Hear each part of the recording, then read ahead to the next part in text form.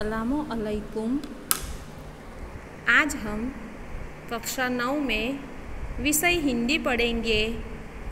हिंदी विषय में आज हम भाषा सज्जता मुहावरे पढ़ने वाले हैं। मैं परवीन मोमिन आप सभी कक्षा 7वीं से मुहावरे क्या है, मुहावरे किसे कहते हैं और मुहावरे आपने पढ़े भी होंगे, इम्तिहान में लिखे भी होंगे।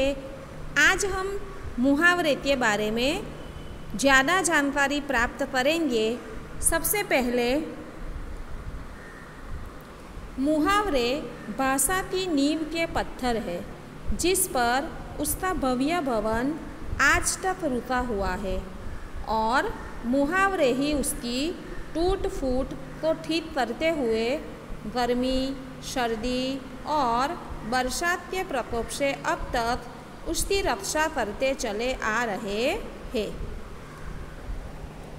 मुहावरे भाषा को सहज और रुचिकर बनाने वाले वाक्यांश होते हैं।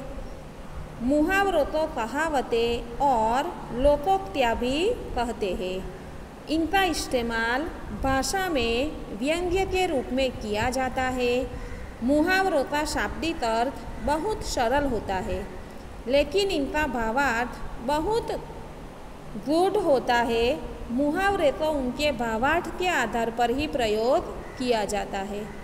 मुहावरे और कहावतें एक उदाहरण की तरह होती है, जिनका भाषा में इस्तेमाल करके हम कठिन बातों को भी बड़ी सहजता के साथ दूसरों को समझा सकते हैं।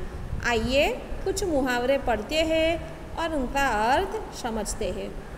मुहावरे भाषा को सहज और रुचिकर बनाने वाले वाक्यांश होते हैं।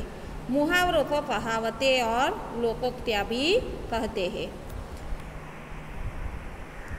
निम्नलिखित मुहावरों के अर्थ देकर वाक्य में प्रयोग कीजिए। डंका बजाना, सुप्रसिद्ध होना। नए पुलिस कमिश्नर ने कुछ ही दिनों में राज्य में अपनी कर्तव्य निष्ठा का डंका बजा दिया। सहम जाना, भयभीत हो जाना। अपने घर पर पुलिस को आई देखकर मैं सहम गया। कलेजा धड़कना, चिंतित होना। पड़ोस में गोलियों की आवाज़ सुनकर चौधरी का कलेजा धड़कने लगा। धूम मचना, सुप्रसिद्ध हो जाना। संगीत इतना मधुर था कि नौशाद के नाम की धूम मच गई। नींद उड़ जाना, बहुत चिंतित होना। पुलिस के आने की खबर सुनकर सेठ जी की नींद उड़ गई। काका कालेलकर के अनुसार वाक्य प्रचार को मुहावरे के लिए रूढ़ि शब्द का सुझाव दिया है। ऑक्सफोर्ड कंसाइज डिक्शनरी के अनुसार किसी भाषा की अभिव्यंजना के विशिष्ट रूप को मुहावरे कहते हैं। मुहावरा मूलतः अरबी भाषा का शब्द है, जिसका अर्थ है बातचीत करना या उत्तर देना। कुछ लोग मुहावरे को रोज़मर्रा बोलचाल, तर्जे कलाम या इस्तिलाह कहते हैं। पराडकर के अनुसार वाक्य संप्रदाय को मुहावरे का पर्यायवाची माना जाता है। अब हम किताब में पेज नंबर 11 पर मेरे साथ पढ़िए मुहावरे की परिभाषा।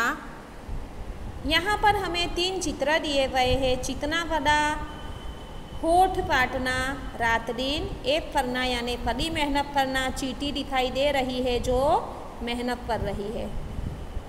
जब कोई वाक्यांश अपने साधारण शाब्दिक अर्थ को छोड़कर विशेष अर्थ को व्यक्त करे तो उसे मुहावरा कहते हैं। जैसे नीचे दिए गए उदाहरणों पर ध्यान दीजिए। यहाँ पर हमें मुहावरे की परिभाषा में बताया गया है कि जब कोई वाक्यांश अपने साधारण शाब्दिक अर्थ को छोड़कर विशेष अर्थ व्यक्त करे तो उसे मुहावरा कहते हैं। इसके लिए हमें नीचे कई उदाहरण दिए गए हैं। सबसे पहला मुहावरा चिकना घड़ा। चिकना घड़ा जिसका शाब्दिक अर्थ है ऐसा घड़ा जो चिकना हो, और विशेष अर्थ हम अगर देखें तो जिस पर किसी बात का असर न हो। जिस व्यक्ति पर आलोचना का कोई फर्क नहीं पड़ता। एवं चिकना गधा यानी बेशर्म होना। शाब्दिक अर्थ हो ऐसा गधा जो चिकना हो, लेकिन अगर हम इसका विशेष अर्थ देखें तो जिस पर किसी बात का असर न हो उसके लिए प्रयुक्त होता है चिकना गधा। दूसरा मुहावरा है होठ काटना। शाब्दिक अर्थ है होठ को काटना, लेकिन विशेष अर्थ है आश्चर्य में पड़ना। कोई दृश्य को देखकर हम आश्चर्य में पड़ जाता है, वाह कितना सुंदर दृश्य है। कोई ऐसी घटना, कोई ऐसा दृश्य हमारे सामने आ जाए तो हम होठ काटते रह जाते हैं, यानी आश्चर्य में पड़ जाते हैं। नंबर 3, रात दिन एक करना, जिसका शाब्दिक अर्थ है रात और दिन को एक करना और विशेष अर्थ है कड़ी मेहनत करना। रात दिन एक करना, कड़ी मेहनत करना। हमने न्याय मंत्री इकाई में देखा, शिशुपाल पहरेदार को खोजने के लिए रात दिन एक कर देता है।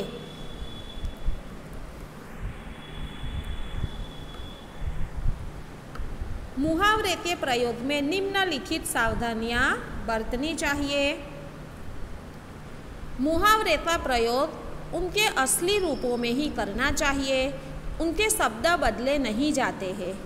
जैसे अक्ल का दुश्मन एक मुहावरा है, यदि इसके स्थान पर अक्ल का शत्रु प्रयोग किया जाए या 9 2 11 होना की जगह 8 3 11 होना किया जाए तो सर्वथा अनुचित है। यहाँ पर हमें साफ साफ बताया गया है कि मुहावरे का प्रयोग उनके असली रूपों में ही करना चाहिए। अक्ल का दुश्मन, दुश्मन का समानार्थी शब्द है शत्रु, तो हम ऐसा नहीं कह सकते कि अक्ल का शत्रु। इसी तरह 9 2 11 होना की जगह पर हम 8 3 11 होना ऐसा नहीं कह सकते, यह सर्वथा अनुचित है। मतलब मुहावरों का प्रयोग उनके असली रूपों में ही करना चाहिए। नंबर 2, मुहावरे वाक्यों में ही शोभते हैं, अलग नहीं। कि अगर हम मुहावरे को केवल अलग ही लिखें तो इसकी शोभा नहीं बढ़ती। यहाँ पर देखें, जैसे यदि कहे कान काटना, केवल हम इतना ही लिख दें कान काटना, तो इसका कोई अर्थ व्यंजित नहीं होता, कोई अर्थ विशेष हमें मिलता ही नहीं है कान काटना। किंतु यदि ऐसा कहा जाए, वह छोटा बच्चा तो बड़े बड़ों के कान काटता है, तो वाक्य में अद्भुत लाक्षणिकता, लालित्य और प्रवाह स्वतः आ जाता है। कि अगर हम कान काटना को केवल लिखेंगे तो हमें कोई अर्थ इससे प्राप्त नहीं होगा, लेकिन उसे एक वाक्य में लिखेंगे कि वह छोटा बच्चा तो बड़े बड़ों के कान काटता है, यानी वह बहुत चतुर है। कान काटना यानी चतुर होना, कि यह छोटा बच्चा तो इतना चतुर है कि बड़े बड़ों के कान काटता है।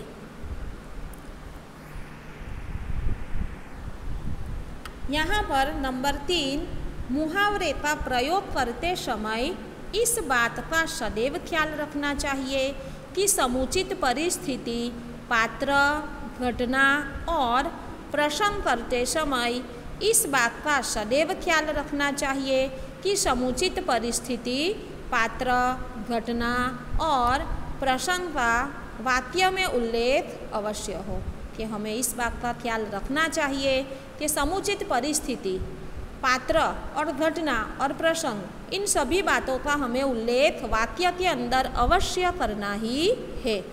केवल वाक्य प्रयोग कर देने पर संदर्भ के अभाव में मुहावरे अपने अर्थ को अभिव्यक्त नहीं कर सकते हैं। यहाँ पर हम देखें 9 2 11 होना यानी भाग जाना। वाक्य प्रयोग, शेर को देखते ही हिरण 9 2 11 हो गया। अगर इसकी स्पष्टता करें, शेर हिरण का शिकार करता है क्योंकि वह शेर का भक्ष्य है। भक्ष्य यानी भोजन है। शेर हिरण का शिकार क्यों करता है? क्योंकि वह उसका भोजन है। कोई जीव जानबूझकर मरना नहीं चाहता, अतएव शेर को देखकर हिरण अपनी जान बचाने के लिए भागेगा ही। 9, 2, 11 होना का अर्थ व्यंजित हुआ भाग जाना। यदि सीधा ऐसा वाक्य बनाया जाए हिरण 9, 2, 11 हो गया, तो मुहावरे का अर्थ बिल्कुल स्पष्ट नहीं हो पाएगा कि केवल हम इतना ही लिख दें कि हिरण 9, 2, 11 हो गया, तो इससे कोई अर्थ हमें प्राप्त होता नहीं है। लेकिन अगर हम ऐसा लिखें कि शेर को देखकर हिरण अपनी जान बचाने के लिए 9, 2, 11 हो गया, या तो फिर शेर को देखते ही हिरण 9, 2, 11 हो गया, तो हमें इसका अर्थ फौरन समझ में आ जाएगा। 9, 2, 11 होना यानी भाग जाना। नंबर 4, मुहावरे का एक विलक्षण अर्थ होता है। इसमें वाच्यार्थ का कोई स्थान नहीं होता। जैसे आग में घी डालना का जब वाक्य प्रयोग होगा तब इसका अर्थ होगा क्रोध को भड़काना। वाच्यार्थ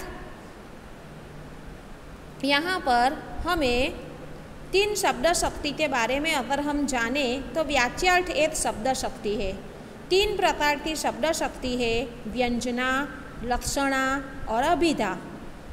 और इसके 3 अर्थ है, वाच्यार्थ, लक्ष्यार्थ और व्यंग्यार्थ।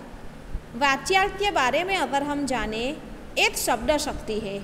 वाच्यार्थ में हमें शब्दों का सीधे सीधा अर्थ मिल जाता है। सीधे सीधा अर्थ यानी मोहन पुस्तक पढ़ रहा है, हमें इसका सीधे सीधा अर्थ मिल जाता है कि मोहन पुस्तक पढ़ रहा है। अगर हम लक्ष्यार्थ के बारे में जाने तो लक्ष्यार्थ में वाक्य के अंदर अर्थ समाया हुआ है।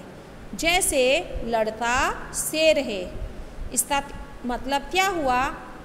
इसका अर्थ यही निकलेगा कि लड़के में शेर जैसी निडरता है। लक्ष्यार्थ में क्या होगा? वाक्य के अंदर अर्थ समाया होगा कि लड़का शेर नहीं है, लेकिन लड़के के अंदर शेर जैसी निडरता है, बहादुरी है। व्यंग्यार्थ के बारे में अगर हम जाने, वाक्य एक ही लेकिन अलग अलग तरीके से लोग इसका अर्थ निकालते हैं, इसे क्या कहा जाता है? व्यंग्यार्थ। अगर हम कहें जैसे 8 बज चुके हैं, हम केवल इतना ही कहेंगे 8 बज चुके हैं, तो जो महिला गृहिणी होगी वह अपना कार्य करने लगेगी। नन्हे बच्चे को पता है कि 8 बजे मुझे पढ़ने बैठना है, तो वह पढ़ने बैठ जाएंगे। अगर कोई चौकीदार पहरेदारी कर रहा होगा तो उसे 8 बजने पर पता चल जाएगा कि अब मेरा वक्त ख़त्म हुआ और मुझे अपने घर जाना है। इसी तरह कोई वृद्ध आदमी होगा, उसे पता होगा कि 8 बज गए, मुझे मंदिर जाना है। मतलब कहने का यही है कि वाक्य एक ही है, लेकिन इसके अलग अलग तरीके से लोग इसका अर्थ निकालते हैं। तो यहाँ पर हमें वाच्यार्थ का कोई स्थान नहीं होता। जैसे आग में घी डालना था, सब जब वाक्य प्रयोग होगा तब इसका अर्थ होगा क्रोध को भड़काना। यहाँ पर लक्ष्यार्थ सीधा कोई अर्थ नहीं मिलता। वाच्यार्थ का अर्थ है सीधा कोई अर्थ नहीं मिलता, लेकिन यहाँ क्रोध को भड़काना या लक्ष्यार्थ हो गया। मुहावरे के वाक्य प्रयोग अलग अलग रूप से हो सकते हैं। जैसे पानी पानी होना यानी बहुत लज्जित होना।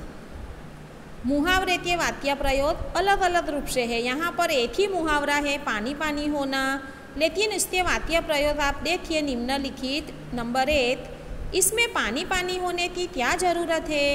इस उम्र में ऐसी गलतियाँ हो ही जाती है। नंबर 2, तुम कुछ भी कहो वह आज सबके सामने उन्हें पानी पानी करके छोड़ेगा। नंबर 3, बात में जरूर दम है, तभी तो वह व्यक्ति आज मेरे सामने पानी पानी है। नंबर 4, भरी सभा में पोल खुल जाने से मुखिया जी पानी पानी हो गए।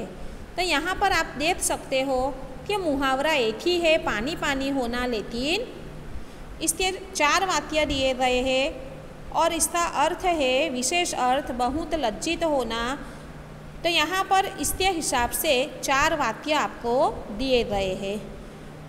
अब आपको अपनी कॉपी में मुहावरे की परिभाषा और यहाँ पर किताब में से मुहावरे के जो वाक्य प्रयोग दिए गए हैं, मुहावरे के प्रयोग में निम्नलिखित सावधानियाँ बरतनी चाहिए, यह सभी बातें आपको अपनी कॉपी में लिखना है और कम से कम 10 मुहावरे अलग से आपको अपनी तरह लिखना है।